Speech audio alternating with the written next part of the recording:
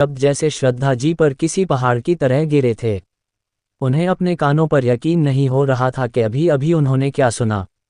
उन्होंने खुद को संभाला और गहरी सांस लेके बोली, सुनिए आदि मजाक मत करिए, मुझे ऐसा मजाक पसंद नहीं है, जानते हैं ना आप। अद्विक जी ने एक तीखी मुस्कान के साथ उन्हें देखा और बोले, तुम लगती क्या हो मेरी श्रद्धा ठाकुर जो मैं तुमसे मजाक करूंगा। श्रद्धा जी हैरानी से उन्हें देखने लगी। अद्विक जी उनके पास आए और उनकी आंखों में देखते हुए बोले, ज्यादा ड्रामा करने की जरूरत नहीं है, चुपचाप इन पेपर पर साइन करो और अपनी उस गोदली हुई बेटी को लेके यहाँ से दफा हो जाओ। इतना बोल वो मुड़ के वहां से जाने लगे। श्रद्धा जी को ऐसा लगा जैसे किसी ने उनके पैरों से जमीन छीन ली। आंखें आंसुओं से धुंधली हो गई। वो बदहवास सी अद्विक जी की ओर भागी और जल्दी से उनका हाथ पकड़ते हुए बोले, आदि ये आप क्या बोल रहे हैं, आपको होश भी है? क्यों कर रहे हैं ऐसा? आखिर ऐसी भी क्या गलती हो गई मुझसे जिसकी आप मुझे इतनी बड़ी सजा दे रहे हैं? श्रद्धा जी की बात सुन अद्विक जी हंसने लगे। श्रद्धा जी हैरानी से उन्हें देखने लगी। अद्विक जी पीछे मुड़े और हंसते हुए बोले, कमाल है श्रद्धा ठाकुर, तुम मुझे वजह पूछ रही हो कि आखिर तुमने कौन सी गलती की है। कोई बात नहीं, मैं तुम्हें याद दिलाता हूँ। फिर एकदम से सीरियस होते हुए, तुम्हें याद है आर्या के दूसरे बर्थडे पर मैंने तुमसे क्या कहा था कि अगर तुम्हारी और तुम्हारी उस सो कॉल्ड एडॉप्टेड बेटी की वजह से मेरी बेटी कभी भी हट हुई तो उस दिन हमारा रिश्ता भी खत्म हो जाएगा, याद है तुम्हें? फिर गुस्से से उनकी आंखों में देखते हुए, तुम्हारी और तुम्हारी उस सो कॉल्ड बेटी की वजह से मेरी बेटी पिछले 17 सालों से हट हो रही है और तुम पूछ रही हो कि तुमने कौन सी गलती कर दी। कहते हुए अद्विक जी चीख उठे।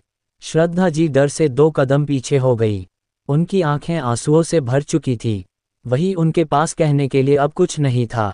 अद्विक जी ने उन्हें कंधों से पकड़ा और अपने दांत पीसते हुए बोले, मैं चुप था श्रद्धा, क्योंकि बेटी की जिंदगी ने मजबूर कर दिया था मुझे चुप रहने पर। 17 साल तक मायरा के साथ अच्छा होने का नाटक किया क्योंकि मुझे उस शख्स तक पहुंचना था जो ये सब कर रहा था। अगर मजबूर नहीं होता ना तो जिस दिन तुमने मेरी बेटी को इस घर से धक्के मार से बाहर निकाला था ना उसी दिन तुम्हारा गला घोट देता। मगर मजबूर था ये अद्विक राठौर, टूट चुका था। मगर अब नहीं, अब ये अद्विक राठौर मजबूर नहीं है, क्योंकि मेरी बेटी को अब किसी की सुरक्षा की जरूरत नहीं, वो अकेली काफ़ी है अपने लिए। तकलीफ होती उन 17 सालों को याद कर, मगर खुशी भी होती है कि मेरी बेटी स्ट्रॉन्ग बन चुकी है जो शायद यहाँ रहती तो कभी नहीं बन पाती। तो बस इसीलिए अब इस रिश्ते को आगे खींचने की ज़रूरत नहीं है। वैसे भी तुम आर्या के आने के बाद भी बहुत कुछ बोल और कर चुकी हो, तो भूल जाओ कि मैं हमारे रिश्ते को मौका दूंगा। तुम्हारी शक्ल से ही नफरत होती है मुझे, अब इसलिए पेपर साइन करो और जो चाहिए वो लो और दफ़ा हो जाओ अपनी गोदली हुई बेटी को लेके। इतना बोल उन्होंने श्रद्धा जी के कंधों को झटका और आगे बढ़ गए। तभी श्रद्धा जी रुंधी आवाज में बोली, आप तो मुझसे प्यार। उनकी बात बीच में काट अद्विक गुस्से से पीछे मुड़ चिल्लाते हुए बोले, इसी बात का फायदा उठाया है तुमने श्रद्धा। हाँ प्यार हो तुम मेरा, मगर आर्या मेरा खून है, बेटी है वो मेरी, जान बसती है मेरी उसमें, और तुमने उसे ही दुनिया भर की तकलीफ दी है जो मैं बर्दाश्त नहीं कर सकता। श्रद्धा जी कांपते होठों से, उस वक्त मुझे लगा उसने गलती की थी, शायद जलन की वजह से वो ये सब कर रही है, इसलिए मैंने मायरा की बातें मान ली। और मगर ऐसा नहीं है कि मैं आर्या से प्यार नहीं करती, वो मेरी भी बेटी नहीं है, वो तुम्हारी बेटी, वो सिर्फ मेरी बेटी है, समझी तुम? चिल्लाते हुए अद्विक जी ने कॉफ़ी टेबल पर रखा वास उठा के फेंक दिया। श्रद्धा जी तो उनके ऐसे रूप को देख कांप सी गई थी। उन्हें बिल्कुल भी उम्मीद नहीं थी कि अद्विक जी इतना गुस्सा करेंगे। अद्विक जी गुस्से से उनके पास आके उनकी बांह को जोर से पकड़ के बोले, तुम्हारी बेटी यही कहा ना तुमने? एक बात बताओ मायरा जिस वक्त घर आई थी, क्या उस वक्त के बाद तुमने कभी आर्या को अपनी गोद में लिया था? क्या कभी आर्या को अपने हाथों से खाना खिलाया था? तुम जानती थी कि आर्या को अकेले सोने में डर लगता है, क्या उसके बाद तुमने कभी आर्या को अपने पास सुलाया? अरे ये सब छोड़ो, बस यही बता दो कि उस वक्त के बाद तुमने कब आर्या के सर पर प्यार से हाथ रखा था? कहते हुए श्रद्धा जी की आंखों में देखने लगे। श्रद्धा जी ने अपना सर झुका लिया। अद्विक जी अपना सर हिला के, तुम अपनी इस गोद ली हुई बेटी के प्यार में इतनी अंधी हो गई थी श्रद्धा के तुम्हें अपनी खुद की जन्म दी हुई बेटी तक याद नहीं रही। जब तुम उसे घर से बाहर निकाल रही थी तब तुम्हें उसके माथे से बहता खून तक नहीं दिखा। मैं मजबूर था, मगर तुम तो अंधी बन चुकी थी। श्रद्धा जी हकलाते हुए, उस वक्त मुझे लगा आर्या की गलती थी, उसने आरव और आरवी को सीढ़ियों से धक्का दिया है, बस इसीलिए मुझे गुस्सा आ गया था। अद्विक जी अपनी लाल आंखों से उनकी आंखों में देखते हुए, पहली बात तो मेरी बेटी की गलती नहीं थी। उसमें मेरा खून बहता है, वो कभी ऐसा काम नहीं कर सकती थी। और मान लिया उस वक्त तुम गुस्सा थी, मगर क्या तुम्हारा गुस्सा 17 सालों में भी कम नहीं हुआ था? क्या 17 सालों में भी एक बार तुमने मुझसे ये कहा था कि आदि मेरी आर्या को वापस लेके आ जाए? श्रद्धा जी की आंखों से आंसू बह निकले।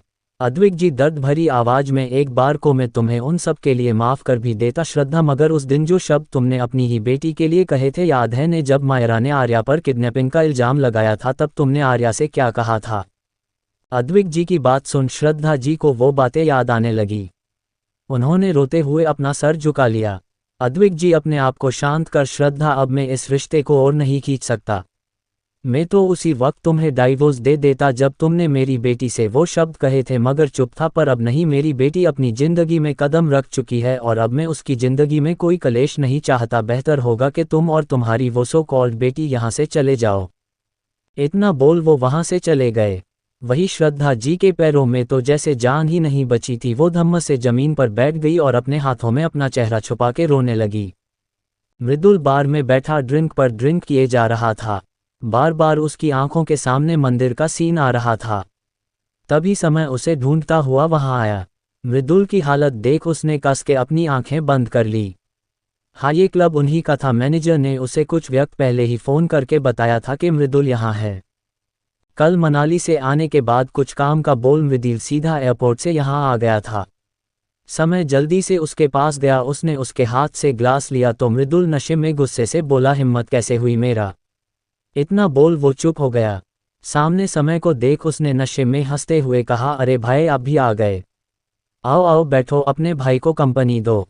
कहते हुए उसने समय का हाथ पकड़ा और साइड की चेयर पर बैठा लिया। समय गहरी सांस लेके, छोटे घर चल। मृदुल उसकी ओर देख अपना सर हिला के, नहीं भाई मुझे कहीं नहीं जाना। समय प्यार से उसके सर पर हाथ रख, सब तेरा इंतजार कर रहे हैं, छोटे घर चल। इस बार मृदुल ने कुछ नहीं कहा। समय ने उसे सहारा देके उठाया और संभाल के बाहर ले आया। कार में बैठा के उसने एक गहरी सांस ली और फिर खुद भी कार में बैठ गया। कुछ ही देर में वो राजवंश मेंशन के बाहर थे।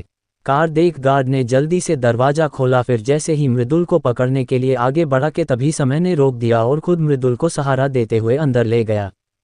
अंदर बैठे लोगों ने जब मृदुल की हालत देखी तो घबरा गए। यशराज दादाजी कुछ कहना चाहते थे, मगर फिर मृदुल की हालत देख समय से बोले, समय मृदुल को इसके रूम में ले जाओ। समय ने सर हिलाया। मृदुल के पापा ने भी मृदुल को एक तरफ से संभाल लिया। दोनों ने मिलकर मृदुल को उसके रूम में छोड़ा। मृदुल के पापा बाहर आ गए तो वही समय अभी भी अंदर था। वो वही मृदुल के साइड में बैठ गया। मृदुल ने नशे में बंद होती आंखों को खोलने की कोशिश की, फिर समय को देख बोला, भाई एक बात पूछूं? समय उसके सर को सहलाते हुए बोलना, छोटे। मृदुल की धीरे से बोला, भाई ये मेरे साथ ही क्यों हुआ? वो तो पहले से ही किसी और की थी, फिर भगवान ने मुझे उससे क्यों मिलाया? भाई क्यों उसे अपने बनाने के सपने देखने लगा मैं? कहते हुए मृदुल रो पड़ा। समय ने कस के उसे अपने सीने से लगा लिया। वही मृदुल लगातार रोते जा रहा था। दरवाजे पर खड़े शैलेंद्र जी और अर्पिता जी नम आंखों से अपने बेटे को देख रहे थे। वही दादाजी भी वही थी। काफी देर तक रोने के बाद मृदुल सो गया। समय ने उसे ढंग से सुलाया और रूम से बाहर आ गया। हॉल में आते ही अर्पिता जी जल्दी से उसके पास गई और रोते हुए बोली, समय ये क्या हालत हो गई है मृदुल की? किसकी बात कर रहा था वो? समय ने एक गहरी सांस ली, फिर अपनी माँ का हाथ पकड़ उन्हें सोफे पर बैठा के बोला, मृदुल आर्या की बात कर रहा था। शैलेंद्र जी, आर्या कहाँ से बीच में आ गई? हम समझे नहीं बेटा। समय सबको देख, मृदुल आर्या से प्यार करता है। जब पिछली बार मृदुल बिजनेस मीटिंग के लिए लंदन गया था तभी वहां उसकी मुलाकात आर्या से हुई थी और तभी से वो आर्या से प्यार करता है। उसकी बात सुन सब हैरान हो गए। दादाजी हैरानी से, क्या आर्या से? मगर बेटा उसकी शादी तो। तभी समय बोला, हाँ दादू उसकी शादी हो गई है, मगर ये बात मृदुल और हम सबको अभी ही पता चली गई और आप भी तो आर्या की शादी मृदुल से करवाना चाहते थे। दादाजी सर हिला के, हाँ मगर मुझे पता नहीं था कि आर्या की शादी पहले ही रिधम से हो चुकी है। वैसे देखा जाए तो गलती मेरी ही है। आर्या के पैदा होते ही उसका रिश्ता रिधम से जुड़ चुका था, मगर मुझे लगा शायद इतने साल हो गए और आजकल के बच्चे कहाँ बचपन के जुड़े रिश्ते को महत्व देते हैं, बस इसलिए मैंने उस दिन बात चलाई थी। मगर शायद रिधम और आर्या की जोड़ी तो भगवान पहले ही बना चुके थे। समय ने कुछ नहीं कहा और गुस्से से घर से बाहर आ गया। उसने बाहर आते ही किसी को कॉल किया और गुस्से से बोला, मैं तुम्हें एड्रेस भेज रहा हूँ, 15 मिनट में वहां आ जाना। ओके। इतना बोल उसने बिना सामने वाले की बात सुन कॉल कट कर दिया। लगभग 15 मिनट में समय एक कैफे में पहुंच गया। उसने जैसे ही कार पार्क की तभी एक कार और आके वहां रुकी। कार से अनाया बाहर आई। वो हैरान थी कि आखिर समय ने उसे इतनी जल्दी क्यों बुलाया है। कार पार्क कर समय भी कार से बाहर आ गया। उसकी नज़र अनाया पर गई। वो जल्दी से उसके पास गया और गुस्से से उसकी बांह पकड़ मरोड़ दी। अनाया हक्की बक्की समय को देखने लगी। उसने हैरानी से कहा, समय ये क्या कर रहे हो, छोड़ो मुझे। समय ने उसके हाथ को कस के पकड़ा हुआ था जिससे उसकी आंखों में आंसू आने लगे। समय गुस्से से अपनी पकड़ कसते हुए, जिस दर्द में मैं अपने भाई को देख आ रहा हूं न, उस दर्द के सामने तुम्हारा दर्द कुछ भी नहीं है, समझी। और वो दर्द मेरे भाई तो तुम्हारी बहन ने दिया है जिसका जवाब तुम्हें देना होगा। अनाया हैरान थी। समय की बातें सुन उसे तो कुछ समझ ही नहीं आ रहा था कि आखिर समय कह क्या रहा है। उसने अपने दर्द को सहते हुए कहा, समय मुझे नहीं पता कि तुम किस बारे में बात कर रहे हो। आखिर क्या किया है मेरी बहन ने? आखिर आरवी से क्या गलती हुई है? समय गुस्से से, आरवी के अलावा तुम्हारी एक और बहन है अनाया, मैं उसकी बात कर रहा हूँ। अनाया हैरानी से, मायरा की? मगर उसने क्या किया? अनाया की बात सुन समय की पकड़ उसके हाथ से ढीली हो गई। वही पकड़ ढीली होते ही अनाया ने झटके से अपना हाथ छुड़ा लिया और अपने हाथ को सहलाने लगे जो समय की मजबूत पकड़ से लाल हो गया था। वही समय हैरानी से अनाया को देख रहा था। वो तो आर्या की बात कर रहा था। अनाया ने 2 बार बहन का नाम लिया मगर इन 2 बार में आर्या का नाम एक बार भी उसकी जबान पर नहीं आया था। आखिर ऐसे कैसे? वो भी तो उसकी बहन थी, बल्कि उस गोद ली हुई बहन का नाम उसके मुंह पर आया मगर आर्या का नहीं। वही अनाया ने खुद को संभाला और समय को देख फिर से सवाल करते हुए बोली, अब बोलोगे भी? आखिर मायरा ने किया क्या है? समय ने गहरी सांस ली और बोला, मैं मायरा की नहीं, आर्या की बात कर रहा हूँ। अनाया एक बार फिर हैरान हुई। उसने हैरानी से, आर्या? मगर उसने क्या किया? समय उसे गुस्से से देखते हुए, तुम्हारी बहन ने मेरे भाई को दर्द दिया है। मृदुल आर्या से प्यार करता था फिर भी उसने रिधम से शादी कर ली। मेरा भाई टूट गया है तुम्हारी बहन की वजह से। इसकी सजा मैं तुम्हारी बहन को देके रहूंगा। आखिर उसकी हिम्मत कैसे ही मेरे भाई के दिल से खेलने की। अनाया हैरान थी उसकी बात सुन, मगर उसकी आखिरी बात सुन उसे गुस्सा आ गया। उसने गुस्से से कहा, समय ये कैसी बातें कर रहे हैं आप? आखिर ऐसा घटिया इल्जाम आप मेरी बहन पर क्यों लगा रहे हैं? जहां मैं जानती हूँ आर्या मृदुल को अच्छे से जानती तक नहीं है। उस दिन घर में मिलने से पहले आर्या और मृदुल लंदन में बस एक बार मिले थे। मेरी बहन ने तो उसे घर में पहचाना तक नहीं था। फिर आप ऐसा कैसे कह सकते हैं? और रही रिधम से शादी करने की बात, तो आर्या और रिधम बहुत पहले से ही एक दूसरे से प्यार करते हैं। बचपन में ही उनका रिश्ता तय हो गया था। तो अपना ये घटिया इल्जाम अपने पास रखिए। इतना बोल वो जाने लागे कि तभी मुड़ी और बोली, आपका भाई मेरी बहन से प्यार करता है पर जरूरी तो नहीं कि मेरी बहन भी उससे प्यार करे। जरूरी नहीं प्यार के बदले प्यार ही मिले। जैसे आप मियाँ से प्यार करते हैं, मुझसे नहीं। और मैं। इतना बोल अनाया रुक गई और बिना कुछ कहे अपनी कार लेके वहां से चली गई। समय बस उसे जाते हुए देख रहा था। आखिर गलत क्या कहा था अनाया ने? अनाया भी तो उससे प्यार करती है और वो मियाँ से। तो जरूरी नहीं कि प्यार के बदले प्यार ही मिले। मगर वो भी क्या करे, अपने भाई की ऐसी हालत देख नहीं पा रहा था समय। वो झट से कार में बैठा और अपने सर पकड़ लिया। उसे कुछ समझ नहीं आ रहा था कि आखिर करे तो क्या करे। रात के समय सब आज ठाकुर मेंशन में डिनर कर रहे थे। शक्ति और उसकी पत्नी वहां नहीं थी। उनका खाना उनके रूम में पहुंच गया था। अभी शैलजा जी भी खामोश थी। श्रद्धा जी आज और दिन से ज्यादा खामोश थी, मगर इस पर किसी ने ध्यान नहीं दिया। डिनर के बाद सब अपने अपने रूम में चले गए। आर्या सिंपल सा कुर्ता और पलाजो पहने सोफे पर बैठी लैपटॉप पर अपना काम कर रही थी। वही रिधम बाथरूम से जैसे ही बाहर आया उसकी नज़र आर्या पर पड़ी। उसके होंठों पर शरारती मुस्कान आ गई। वो उसके पास गया और आर्या का लैपटॉप लेके उसे बंद कर आर्या को अपनी गोद में उठा लिया। आर्या हैरानी से उसे देखने लगी। रिधम बेड की ओर बढ़ते हुए, जब पति सामने हो सिर्फ उसका ख्याल रखना चाहिए, बीवी जीना की काम करना चाहिए, समझी। आर्या ने उसे घूर के देखा फिर मुस्कुरा दी। रिधम ने आर्या को बेड पर लेटाया और उसके होंठों को अपने कैद में कर लिया। आर्या भी बखूबी उसका साथ दे रही थी। रिधम आगे बढ़ता के तभी आर्या का फोन बजा। उसने रिधम को दूर करना चाहा मगर रिधम ने उसका हाथ पकड़ बेड पर दबा दिए। फोन बज के बंद हो गया मगर कुछ देर बाद फिर से बज गया। रिधम चिढ़ते हुए आर्या से दूर हुआ और आर्या का फोन लिया। फोन अक्षत का था। रिधम ने आर्या को फोन दे दिया और खुद उसके गले में अपना चेहरा डाल लेट गया। आर्या ने कॉल पिक किया। सामने से अक्षत की घबराई सी आवाज आई, आर्या जल्दी से रिधम को लेके आरआरटी हॉस्पिटल पहुंच। उसकी बात सुन आर्या घबरा कर बैठ गई। वही रिधम भी उसे देखने लगा। रिधम आर्या को ऐसे हैरान देख जल्दी से बोला, जाना क्या हुआ? आर्या ने उसे देखा फिर जल्दी से बेड से उठते हुए बोली, री जल्दी हॉस्पिटल चलना होगा। रिधम उसके पास आके, हॉस्पिटल क्यों? आर्या उसे देख, पता नहीं अभी अक्षत का कॉल आया था, उसने कहा कि जल्दी से आरआरटी हॉस्पिटल पहुंच जाओ। रिधम भी हॉस्पिटल का नाम सुन परेशान हो गया। दोनों जल्दी से आपके कपड़े ठीक कर नीचे गए।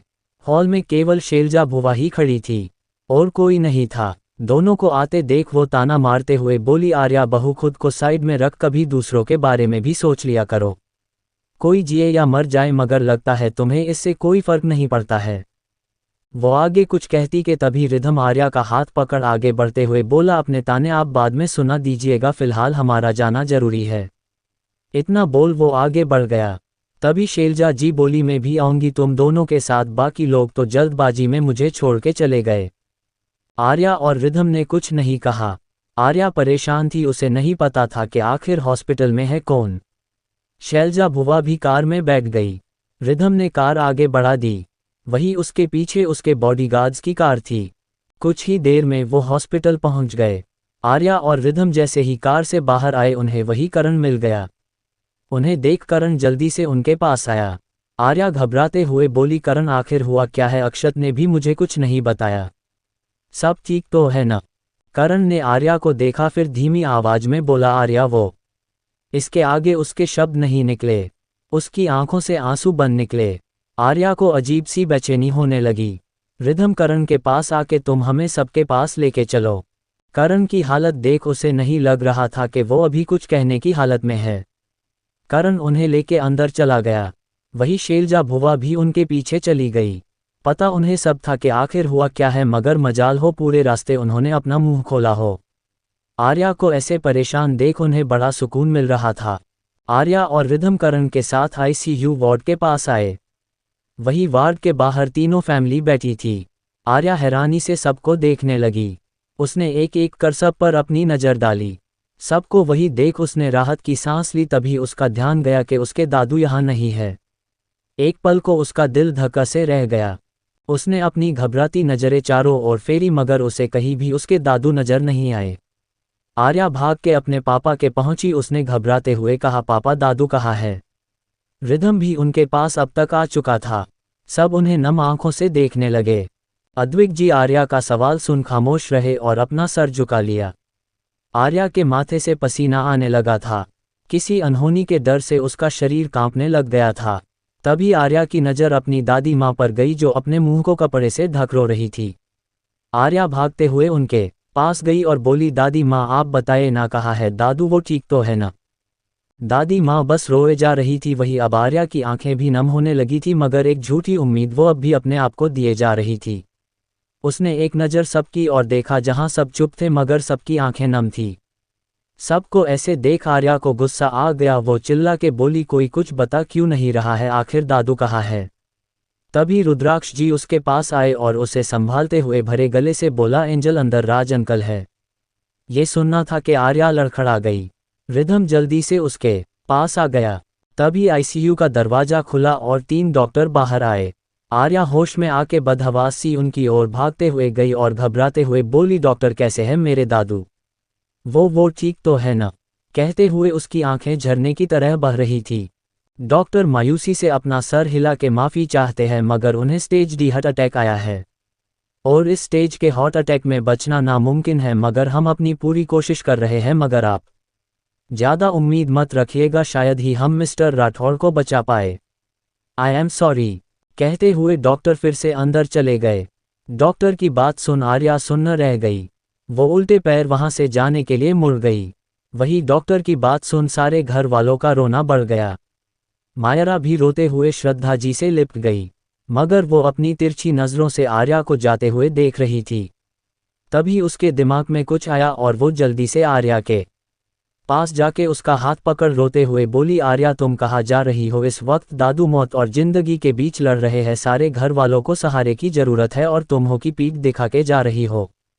उसकी बात पर आर्या ने कुछ नहीं कहा और अपना हाथ छुड़वा के वहां से चली गई। वही उसके जाते ही मायरा ने सबकी ओर देखा, मगर इस वक्त किसी ने भी ज्यादा ध्यान नहीं दिया। ये देख उसकी मुट्ठियां कस गई। वो तो सबको ये दिखाना चाहती थी कि आर्या को दादाजी की फिक्र नहीं है, ताकि सबकी नज़रों में एक बार फिर आर्या गिरे, मगर अभी फिलहाल किसी ने भी ध्यान नहीं दिया। इधर आर्या ने दूसरे साइड बने एक खाली कॉरिडोर में आके उसने जल्दी से किसी को कॉल किया। कुछ ने करने के बाद वो किसी का वेट करने लगी। इधर आईसीयू वार्ड का दरवाजा खुला और एक अधेड़ उम्र के डॉक्टर हड़बड़ाते हुए बाहर निकले। उनके हाथ में एक फाइल भी थी। उन्हें ऐसे देख सब अपनी जगह पर उठ गए। इंडिया के सबसे बड़े heart surgeon doctor Subhash Batra, जो इस हॉस्पिटल के डीन भी थे। डॉक्टर सुभाष जल्दी से बिना किसी को देखे वहां से चले गए। घर वालों की हालत खराब हो गई थी। इधर डॉक्टर सुभाष जल्दी से उसी कॉरिडोर में आए जहां आर्या खड़ी थी। वो जल्दी से आर्या के पास आए और उसे ग्रीट करते हुए बोले, हेलो डॉक्टर संजीवनी। आर्या ने बस सर हिलाया और अपना हाथ आगे कर दिया। डॉक्टर सुभाष ने जल्दी से उसके हाथ में वो फाइल दे दी। वो कुछ पूछना चाहते थे आर्या से, मगर उनकी आवाज़ तक नहीं निकल रही थी, इसलिए उन्होंने चुप रहना ही बेहतर समझा। कुछ मिनट बाद ही आर्या बिना भाव के बोली, जल्दी से औरती रेडी करिए, हमें अर्जेंट हार्ट सर्जरी करनी होगी। डॉक्टर सुभाष ने बिना कोई सवाल किए सर हिलाया और फ़ोन कर बाकी डॉक्टर से औरती रेडी करने को बोल दिया। डॉक्टर सुभाष ने जल्दी से आर्या को चेंजिंग रूम दिखाया तो आर्या जल्दी से वहां चली गई। कुछ देर बाद वो सर्जिकल सूट पहन के बाहर आए। उसने अपने आप को पूरा कवर किया हुआ था, कोई भी देख के उसे पहचान नहीं सकता था। इधर बाकी डॉक्टर को डॉक्टर सुभाष का ऑर्डर मिलते ही वो लोग औरती रेडी करने लगे। उन्हें ये भी पता चल गया था कि डॉक्टर संजीवनी यहाँ है और वो इस ऑपरेशन को परफॉर्म करेंगी। अब सब थोड़ा रिलैक्स हो गए थे। सबको ऐसे भागते देख बाकी के घर वाले घबरा गए। आनंद जी उन्हें रोकते हुए बोले, डॉक्टर सब ठीक है ना? डॉक्टर उन्हें शांत करते हुए बोले, आप टेंशन मत लीजिए मिस्टर आनंद राठौर, इस ऑपरेशन को डॉक्टर संजीवनी परफॉर्म करने वाली है और इतिहास गवाह है आज तक इनकी एक भी सर्जरी फेल नहीं हुई है, तो उम्मीद रखिए सब ठीक होगा। इतना बोल वो वहां से औरती में चले गए। वही सब लोग डॉक्टर संजीवनी का नाम सुन हैरान हो गए और खुश भी। सब जानते थे कि डॉक्टर संजीवनी अपने नाम की तरह ही है, वो एक संजीवनी बूटी की तरह काम करती है। तभी सबकी नज़र डॉक्टर सुभाष के साथ आ रही एक लड़की पर गई। हालांकि कोई उसे अच्छे से देख नहीं पा रहा था, जहां तक कि उसके बाल तक नजर नहीं आ रहे थे। वही मायरा के फेस पर बड़ी सी स्माइल थी। आर्या और डॉक्टर सुभाष जैसे ही सबके करीब आए कि तभी मायरा दोनों के सामने आके खड़ी हो गई। उसने बड़ी सी स्माइल से आर्या को देखते हुए कहा, डॉक्टर संजीवनी मैं आपकी बहुत बड़ी फ़ैन हूँ, क्या आपका ऑटोग्राफ? उसकी बात सुन डॉक्टर सुभाष उसे ऐसे देखने लगे जैसे वो किसी बेवकूफ़ को देख रहे हो। तभी ने अपनी लाल आंखों से उसे देखा और अपनी ठंडी आवाज़ में बोली, लगता है किसी की जान से ज़्यादा आपको ऑटोग्राफ ज़्यादा प्यारा है मिस राठौर। उसकी इतनी ठंडी आवाज़ सुन मायरा कांप गई, मगर कोई पहचान नहीं पाया कि वो आर्या है, क्योंकि आर्या ने अपनी आवाज़ थोड़ी बदल दी थी। शैलजा जी ने जल्दी से मायरा को पीछे खींच लिया। सारे घर वाले गुस्से से मायरा को देख रहे थे। आर्या आगे बढ़ गई कि तभी उसकी नज़र रिधम की नज़रों से मिली। रिधम ने हल्के से अपनी पलकें झपका दी। ये देख आर्या हैरान हुई, मगर फिर गहरी सांस लेके आगे बढ़ गई। डॉक्टर सुभाष भी उसके पीछे चल दिए। औरती का रूम बंद होते ही दरवाजे के ऊपर लगी लाइट जल गई। अब सब वही बैठ भगवान से प्रार्थना करने लगे। सब बाहर बैठे भगवान से प्रार्थना कर रहे थे। इधर शैलजा जी आर्या और डॉक्टर के अंदर जाने के बाद मायरा को खींच वहां से एक खाली कॉरिडोर में आ गई। उन्होंने गुस्से से उसका हाथ झटकते हुए कहा, ये क्या कर रही थी तुम? जरा सा दिमाग है या नहीं तुम्हारे अंदर? पहले ही सब तुमसे गुस्सा है, ऐसी हरकतें करके क्यों उनकी नज़रों में और गिर रही हो? मायरा मुंह बना के मैं तो बस अपनी आइडल को देख एक्साइटेड हो गई थी और कुछ नहीं। आपको पता है डॉक्टर संजीवनी कितनी बड़ी डॉक्टर है, मेडिकल की दुनिया में उन्हें गुरु के रूप में देखा जाता है। सिर्फ इतना ही नहीं, आयुर्वेदिक की महान ज्ञानी है वो। अगर किसी को उनके अंदर सीखने को मिल जाए तो सोच लीजिए उसे फिर किसी डॉक्टर की डिग्री की ज़रूरत ही नहीं है। मैं बस उनके सामने अपना इम्प्रेशन अच्छा बनाना चाहती थी, क्या पता वो भी मुझे अपने अंदर सिखाने को राजी हो जाए। शैलजा जी अपना सर हिलाते हुए कहा, अच्छे इम्प्रेशन की जगह तुमने अपना पहला इम्प्रेशन ही खराब कर लिया। थोड़ा कुछ करने और बोलने से पहले सोच लिया करो। याद रखो ये लोग अब तुम्हारे नहीं रहे हैं, उस आर्या के बन चुके हैं। तुम्हारी एक छोटी सी गलती भी अब उनकी नज़रों से नहीं छुप सकती। फिर गहरी सांस लेके बोली, वैसे एक बात समझ नहीं आती, ये डॉक्टर संजीवनी यहाँ क्या कर रही है, किसने बुलाया है उन्हें यहाँ? मायरा कुछ सोच, क्या पता पापा ने या फिर रुद्राक्ष अंकल ने बुलाया हो। शैलजा जी अपने सर पर उंगली फेरते हुए, जिसने भी बुलाया हो पर हमारे लिए ही बिल्कुल भी अच्छा नहीं है। उनकी बात सुन मायरा उन्हें देखने लगी। शैलजा जी धीरे धीरे मायरा से कुछ बात कर रही थी। जहां मायरा के चेहरे पर डर साफ नजर आ रहा था वहीं शैलजा जी भी काफ़ी परेशान थी। सहगल इंडस्ट्री वेद अपने ऑफिस में बैठा था। वो सुनाई के साथ साथ ऑफिस में अपने डैड की भी हेल्प करता था, मगर उसका ध्यान काम में बिल्कुल नहीं था। बार बार उसकी आंखों के सामने वही फार्म हाउस वाला मंजर आ रहा था। तभी उसके केबिन का गेट खुला और उसके डैड मिस्टर भव्य सहगल अंदर आए। वो आके वेद की चेयर के सामने बैठ गए और वेद को ऐसे किसी सोच में डूबे देख उन्होंने खांसने का नाटक किया। उनके खांसने की आवाज़ सुन वेद होश में आया। अपने डैड को सामने देख वो चौंकते हुए बोला, डैड आप यहाँ? भव्य, जी हाँ भाई, अब क्या करे, बेटा तो न जाने किसके ख्यालों में खोया हुआ है कि उन्हें अपने डैड के आने तक का पता नहीं चला। वेद संभल कर, नहीं डैड ऐसा कुछ नहीं है। भव्य जी मुस्कुरा कर, चलो बताओ कौन है वो जिसने मेरे बेटे के ख्यालों पर डेरा डाला हुआ है। वेद कुछ सोच, डैड क्या आप क्वीन को जानते हैं?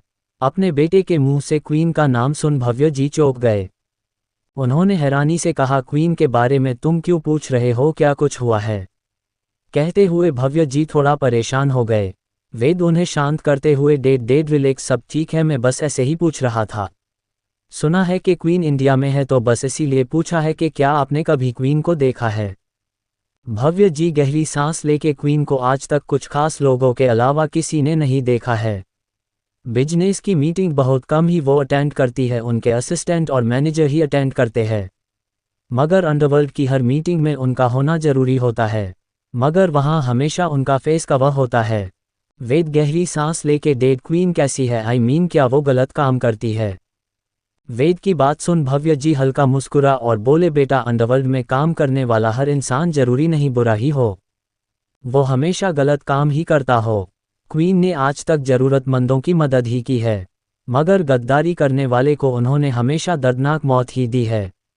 वो क्वीन इसलिए नहीं है कि उनके पास बहुत पैसा है, वो इसलिए क्वीन है क्योंकि उनमें वो काबिलियत है जो वो पूरी दुनिया में क्वीन बनके राज करती है। आज कोई भी उनके खिलाफ नहीं जाता, इसलिए नहीं कि लोग उनसे डरते हैं बल्कि वो उनकी इज्जत करते हैं। मुझे बस क्वीन के बारे में इतना पता है कि वो एक कम उम्र की लड़की है जिसने 7 साल की उम्र में ही बिजनेस में आपका कदम रख दिया था। वेद शांति से अपने डैड की बातें सुन रहा था। उसे एहसास हो रहा था कि उसने जो देखा था उसका एक अलग भी पहलू भी जरूर था। इधर 3 घंटे से ज़्यादा हो गए थे, अभी तक ऑपरेशन की लाइट बंद नहीं हुई थी। रिधम दोनों दादी माँ और नानी माँ के पास बैठा था। उसकी नज़र बराबर ऑपरेशन के गेट पर बनी हुई थी। शैलजा जी और मायरा भी वही बैठी थी मगर शांति से। दोनों की नज़र आर्या की इंतजार में कॉरिडोर की तरह ही देख रही थी, मगर अब तक आर्या वहां नहीं आई थी। तभी ऑपरेशन की लाइट बंद हुई और गेट खुला। सब जल्दी से खड़े हो गए। आर्या और डॉक्टर सुभाष के साथ बाकी के डॉक्टर भी बाहर आ गए। अद्विक जी जल्दी से डॉक्टर के पास आके, डॉक्टर मेरे पापा कैसे हैं? डॉक्टर सुभाष ने आर्या को देखा, फिर आपका मास्क उतार मुस्कुरा कर बोले, don't worry mister Rathore, mister Raj Rathore अब बिल्कुल ठीक है। सर्जरी सक्सेसफुल रही। वैसे भी डॉक्टर संजीवनी यहाँ थी तो घबराने की तो कोई बात है ही नहीं। इनके होते हुए सर्जरी सक्सेसफुल न हो ही नहीं सकता। अद्विक जी ने आर्या को देखा जिसने अभी भी अपने आप को पूरा कवर किया हुआ था, मगर उसकी आंखें अद्विक जी को बड़ी जानी पहचानी लग रही थी। उन्होंने धीरे से हाथ जोड़ते हुए कहा, thank you so much doctor Sanjeevani, आपका ये एहसान हम जिंदगी भर नहीं भूलेंगे। आर्या ने बस सर हिला दिया और बिना किसी को देखे तेजी से आगे बढ़ गई। तभी पीछे से आवाज आए, आर्या। ये सुनते ही आर्या के पैर रुक गए, उसने कस के अपनी आंखें बंद कर ली। ऐसे ही रोमांचक और इंटरेस्टिंग स्टोरी सुनने के लिए जुड़े रहें मेरे चैनल आरके नॉवल पॉडकास्ट के साथ।